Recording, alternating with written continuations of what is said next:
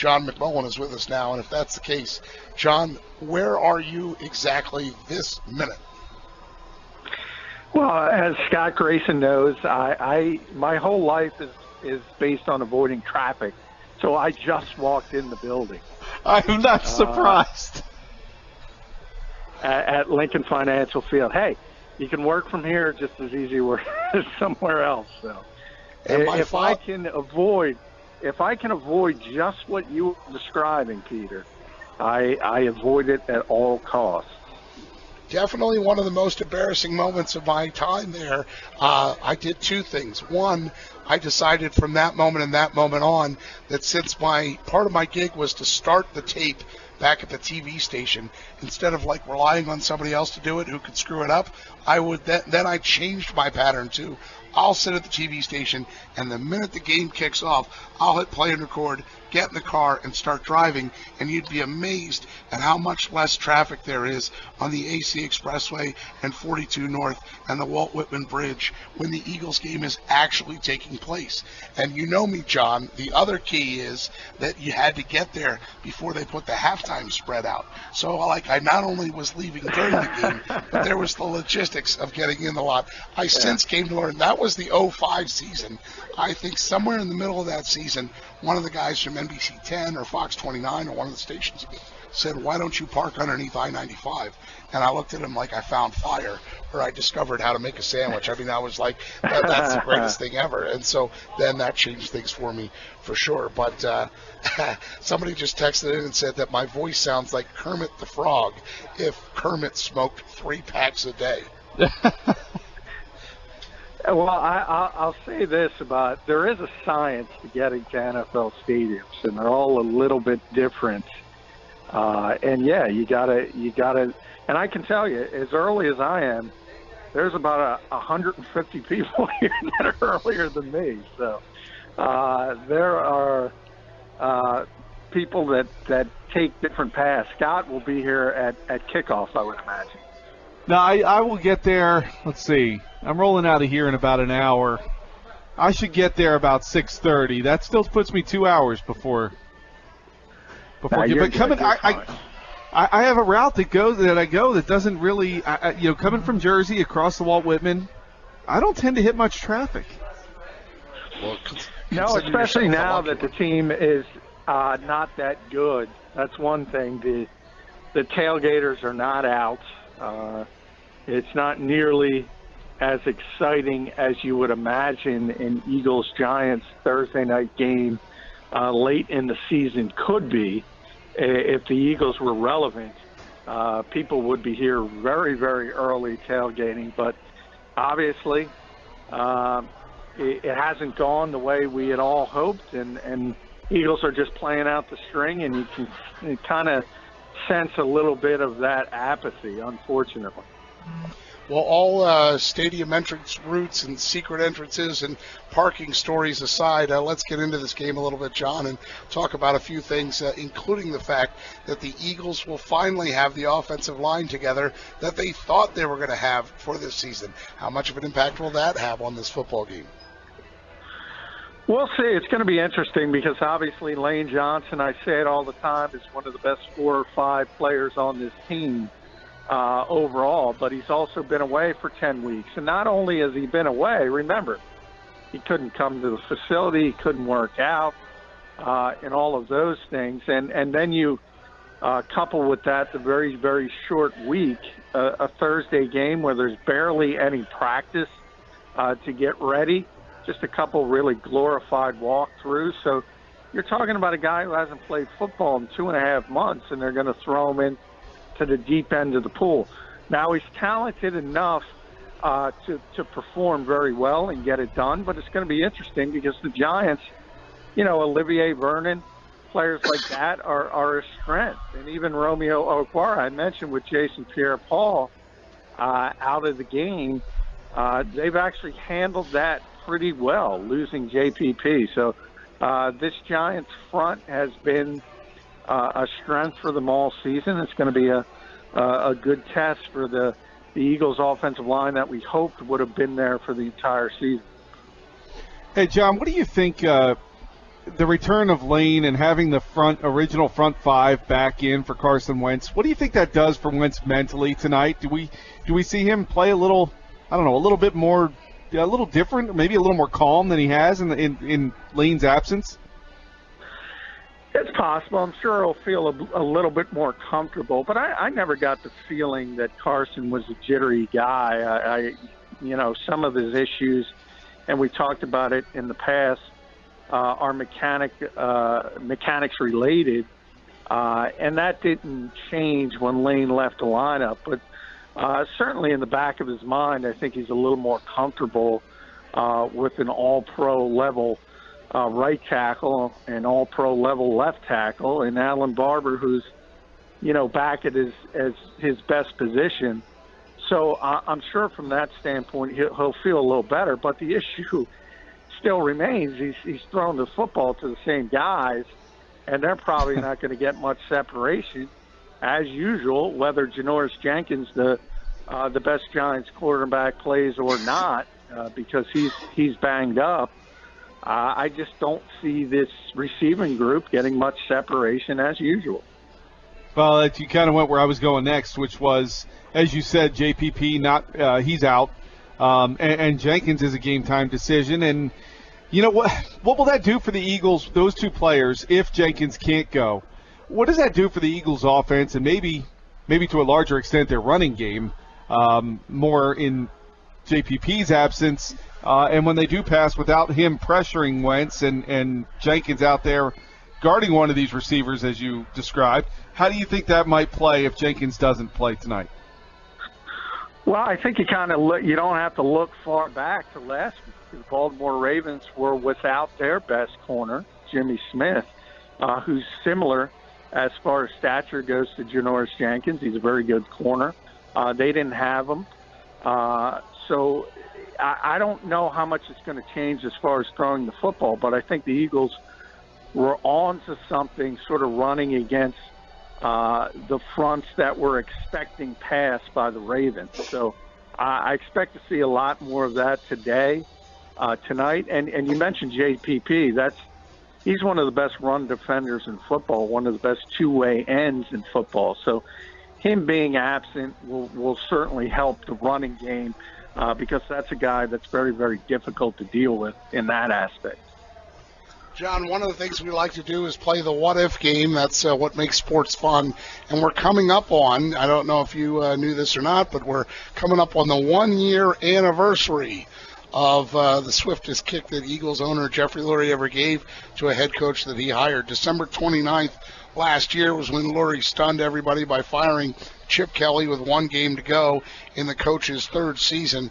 I've read some pieces today that say, would the Eagles have been better off with those Chip Kelly pieces? Of course, Chip Kelly, we know his narrative, and I won't let you beat up on him too much because we all know that he's only managed to be able to win. Come on, Pete. I guess it goes to the question, though, where would the Eagles stand right now if they had Sam Bradford, DeMarco Murray, Byron Maxwell, and Kiko Alonso still on the roster? Well, it's interesting because a lot of those guys, all of them, have played well this season. I think it surprises a lot of people. Byron Maxwell particularly, after a slow start in Miami, has had a tremendous season down there for a team that is on the crux of making the playoffs. Kiko Alonso has also performed well. He's been more up and down, and Sam's done a good job in Minnesota for the most part. If you look at what he was given as far as the offensive line goes, they've had so many injuries, 5 lost tackles. You can imagine. You saw what happened to the Eagles when they lost Lane Johnson. The Vikings have lost 5 tackles. So their offensive line has been just atrocious all season. So all those players have played well.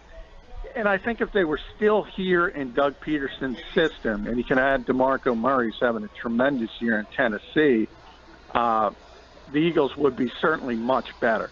However, you have to remember what the Eagles did to get up to the number 2 overall pick for Carson Wentz. First, they jumped from 13 to 8. They did that by sending Maxwell and Alonzo to Miami. Then they jumped up to number 2, partially with the help of the extra 4th-round pick they got from Tennessee for Murray. So if you have Carson Wentz and those players, you're better. But if you have those players, you don't have Carson Wentz. So yeah, I think long-term the Eagles, long-term the Eagles are happy with what they got, and they think they have a franchise quarterback, and that's the most important piece. You look at it short-term, sure. Obviously, if they had those players, they'd be better. Well, let's do this just to continue this theme. We're talking with John McMullen, our Eagles 97.3 Insider, FanRagSports.com. So you mentioned the Maxwell and Alonzo deal to Miami and that move. Well, at the time when Howie Roseman was asked about the move, he said that he wanted Wentz or the number 2 pick, and he wanted to free up salary cap space. That cap space was used on guys like Rodney McLeod, Leotis McKelvin, Brandon Brooks, Ron Brooks, Chase Daniel, and Nigel Bradham. So if I read that list to you, McLeod, McKelvin, Brandon Brooks, Ron Brooks, Daniel, and Nigel Bradham, which one of them have had the biggest impact? I think Brandon Brooks has had a very good year, save for the 2 games with the anxiety issue. He's performed up to his contract level. And I think early in the season, first half, I think you saw Rodney McLeod playing at a very high level. Unfortunately, he's dipped in the second half. But long-term, I think that's a good signing.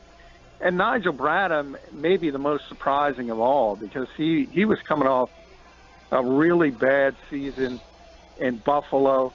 I expected him to be a situational player, pretty much in the Michael Kendricks role, barely playing, only in the base defense. Instead, he's turned into a very good 3-down linebacker alongside Jordan Hicks, and that's been a positive for most of the season for the Eagles. So I think as a whole, the money Howie spent in free agency was well spent. Even a guy like Ron Brooks, I mean, that's one of those injuries early in the season that affected this team greatly, losing their slot cornerback, that I think people don't realize. Because if you have Brooks out there the entire season, then you don't have to put as much on the plate for a rookie like Jalen Mills. John, I've been asking everybody this today, so I'll be curious to hear your take on it. Eagles get in the red zone, and they always almost inevitably stall out. Where do you put the blame on that? Is it when they get in the red zone, the receivers don't give Carson Wentz a big enough window to throw into? Or is it that Wentz doesn't do well throwing into small windows when everything's compressed down there with a lot more bodies in a smaller space inside the 20? I think it's a little bit of both. I mean, obviously, I think it is mainly the receivers have difficulty getting separation, but the Eagles do have a couple big bodies that should be difference makers in the red zone, specifically Zach Ertz and Dorial Green-Beckham. Although we've seen them go to Beckham a few times, and he hasn't played nearly as physical as his frame would indicate, I'm a little disappointed they don't go to the fade as much as they should with those 2 players particularly. They did it with Darren Sproles, interestingly enough, a 5'6" guy running a fade outside. I would be force-feeding Zach Ertz the football in the red zone and at least seeing if it works. And I haven't seen that. And when they struggle that much, it does make you shake your head a little bit. Here's something that's funny, John, too, about red zone visits and non-productivity and stuff. If you didn't, or if Eagles fans didn't know this, they lead the league in time of possession through 14 games. 7 seconds a game better than the Cowboys. And, of course, last year, we remember under the previous coach and his thoughts on time of possession. But the problem is, like Scott said, that it keeps ending up in field goals, long drives, but field goals and not 7. That said, do you think there's communication issues with the time, like the time that it gets to call the play, the time, have there been communication breakdowns on the Eagles coaching staff between the staff and the players? I don't think that many, no.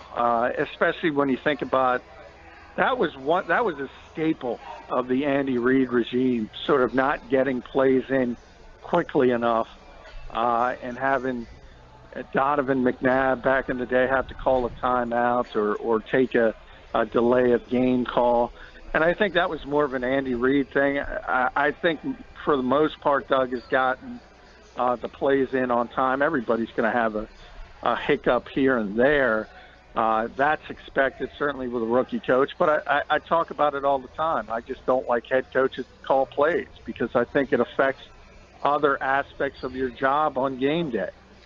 And as I always say, I don't criticize Doug for that because every first-year coach in this league does it, with the exception of John Harbaugh. And the only reason he didn't do it is because he was elevated from a special teams coach. So by and large, when you get a job in this league, you're either an offensive or defensive coordinator.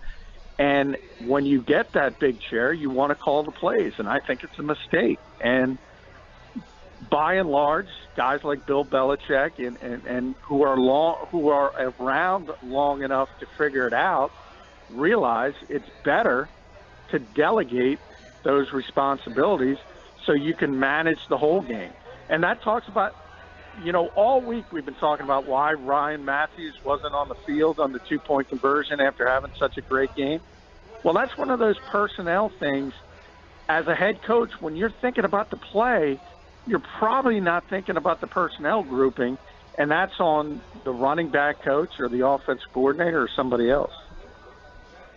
John, when you look at Jordan Hicks, a guy who's in his second year in the league, had a really good rookie year, knocked short by injury, playing very well, especially here late in the season, in his second season.